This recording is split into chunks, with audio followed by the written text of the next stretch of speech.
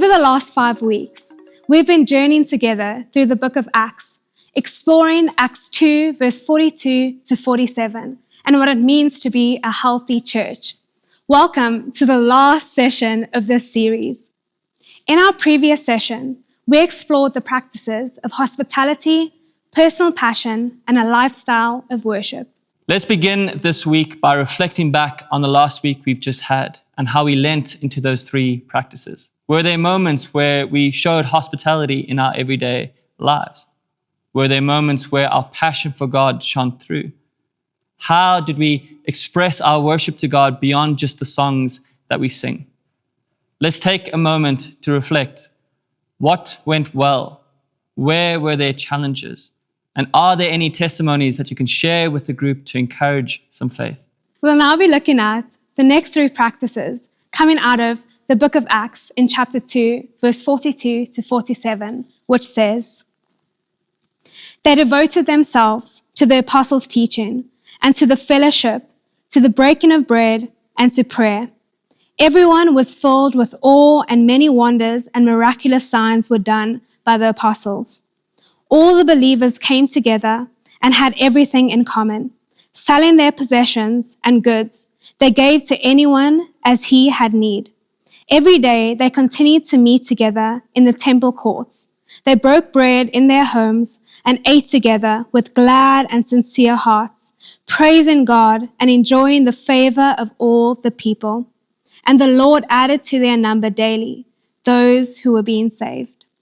In our final session together, we're going to be focusing on verse 47 and the two powerful results of the early church's devotion. That is, that they had favor with all people and that the Lord added to their number daily. These two things were not strategies, but they were outcomes of a church walking in health. Let's lean in together and unpack what this might mean for us as a church today. Enjoy.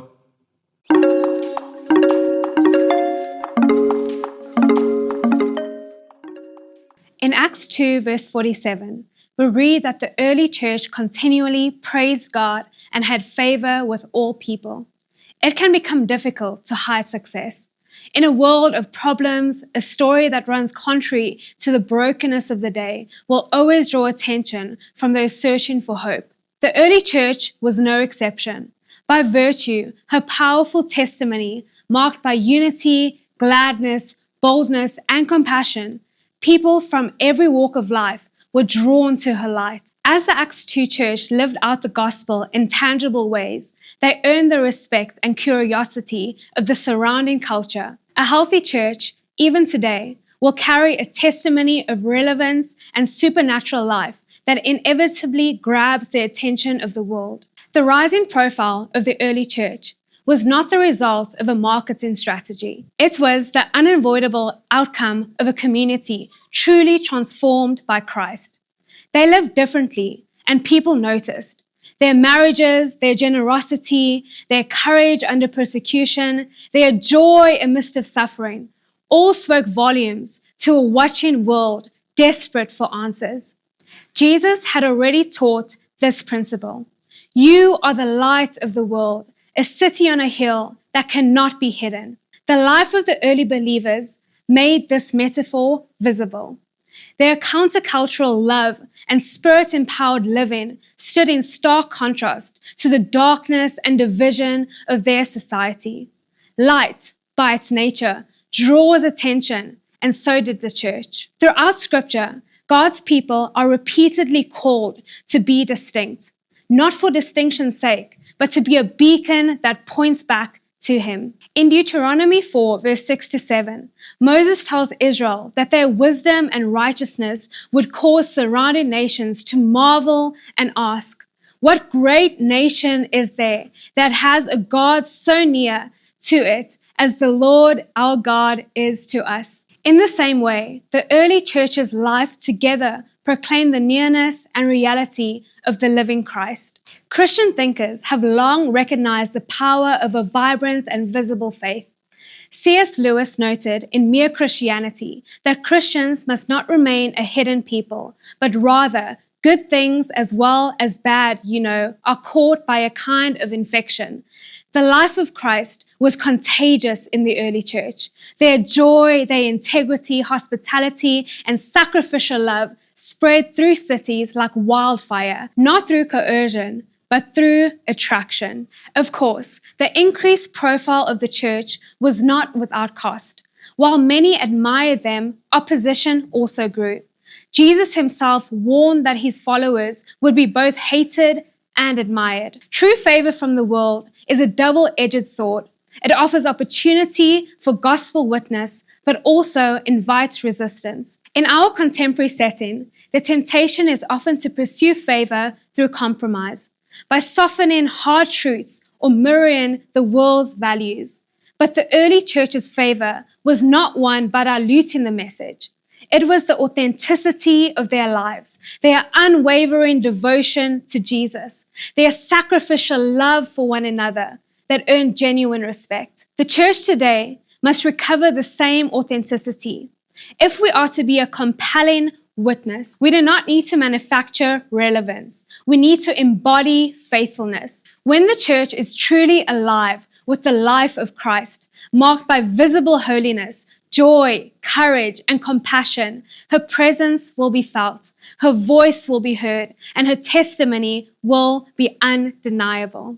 We're now going to take some time to have a conversation around increased profile as a church. At this point, you can pause the video and discuss the following points as your Connect Group leader guides you. Number 1, what are the risks and opportunity that come with the church having a visible public profile?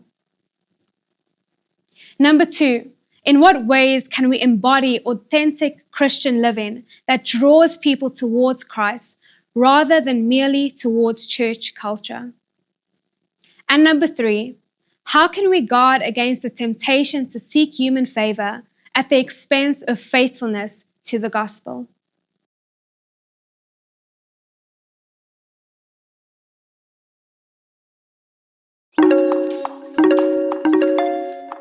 And the Lord added to their number daily. This phrase found at the end of Acts chapter 2 wasn't just a statistic. It was a rhythm, a way of life. When we look at the early church, we don't see a group of believers who gathered just to stay safe from the world, like some holy huddle. We see a people awakened by the reality of Jesus and deeply compelled to share him. Evangelism wasn't a program or a quarterly focus or some flash in the pan thing when they felt like it. It was the air that these disciples breathed. And when Jesus first called his disciples, it wasn't just an invitation to follow, but to be sent. Follow me and I will make you fishers of men. That's what Matthew 4 verse 19 says. The call to Jesus is also always a call to others. So what does numerical growth look like in a healthy church? I would love to offer 2 phrases: a heart for the lost and a trust in the Lord. And so let's start with a heart for the lost. There's a temptation in modern church culture to make comfort the goal. Matt Chandler says that comfort is the idol of our age, to keep things neat, familiar, or manageable. But Jesus didn't die to make us more comfortable. He died to make us new. And then he sent us out to tell the world that new life is possible. Charles Spurgeon once said, "Have you no wish for others to be saved? Then you yourself are not saved. Be sure of that." It's confronting, but it's true. A heart captured by grace becomes a heart that longs to see others encounter that same grace. Healthy churches are hungry for people to know Jesus, not just to fill chairs or auditoriums, but to see heaven more crowded. The second phrase, a trust in the Lord. And yet, it's the Lord who adds, not us, not our strategies, our branding, or our events. It's his Spirit that convicts, draws, and then transforms. Paul reminded us in the letter to Corinthians, I planted, Apollos watered, but God gave the growth. Our job is to sow generously, share courageously, and trust deeply. And so let's make this a little bit more real for us today. In a world where people are drowning in content, distracted by noise, and overwhelmed by options, what will make the church stand out? It's not slicker presentations, but a deeper love. It's not louder arguments from the street corners, but more radiant lives. Not just gathering, but us going. Leonard Ravenhill said it well. The church used to be a lifeboat rescuing the perishing, but now she's more of a cruise ship recruiting the promising. What would it look like for us to pick up that net again? And so where to from here? One phrase that again has helped me: God cares more about faithfulness than fame. The goal for us as a church community isn't just to grow in numbers. The goal is to be faithful, to preach Jesus, to love people, to walk in step with the Spirit. And when we do that, often growth is what follows. So, some questions for us to discuss. Question number 1, who are you praying for to come to know Jesus? Question number 2, how can our community make more space for those who aren't yet here?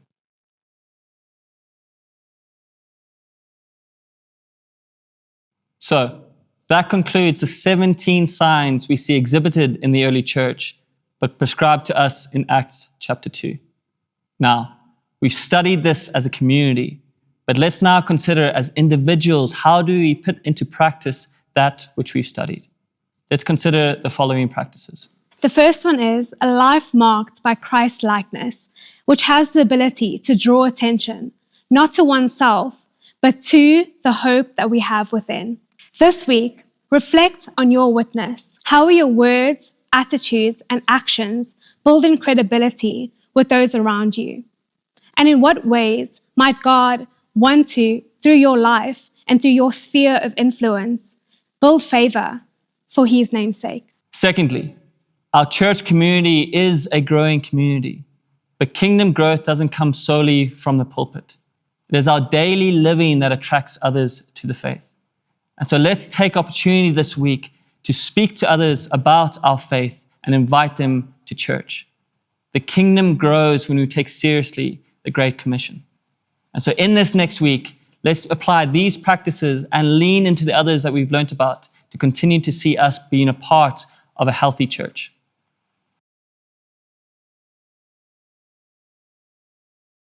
And so that concludes our 6-part series on signs of a healthy church. We thank you guys so much for joining us as we've unpacked what it looks like to be a healthy church based on Acts 2:42-47. We trust that this time has been fruitful in your guys' lives as you've not only discussed what this looks like as a community, but also in your individual disciplines in your own lives. Remember, moving forward, this isn't something we want to look back on that we once did. These signs are something that can actively, continually take place in our lives. And so we want to encourage you, closing off, to continue to seek to be a healthy person, a healthy individual within the healthy community. Thank you so much for joining us. We look forward to seeing you in our future series. Cheers.